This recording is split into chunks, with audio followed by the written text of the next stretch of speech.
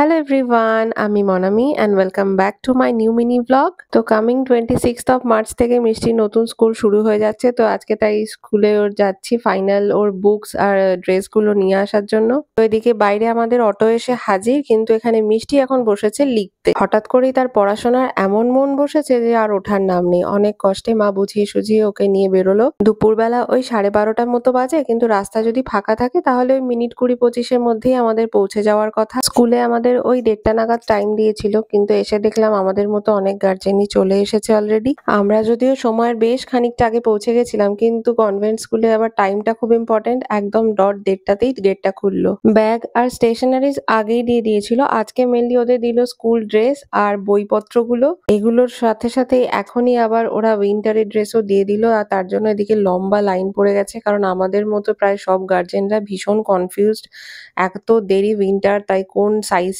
নেবে সেটা নিয়ে। আমরা যদিও বড় সাইজটাই নিয়েছিলাম। এটা অক্সিলিয়াম কনভেন্টের হায়ার ক্লাস স্টুডেন্টদের বিল্ডিং। এখানেই সমস্ত অফিসিয়াল কাজকর্মগুলো হয়, আর এখানে আসলেই মিষ্টি পাখি দেখবে না এটা তো হতেই পারে না। বাট আজকে আর আমরা বেশিক্ষণ ওখানে ওয়েট করিনি, অনেকটা দেরি হয়ে গেছিল, তাই তাড়াতাড়ি কাজ মিটিয়ে বাড়ি চলে আসলাম। দেখা যাক, সামনেই ও সপ্তাহ থেকে ওর নতুন স্কুল শুরু হচ্ছে, তো সেটার জন্য সবাই ওকে আশীর্বাদ করো।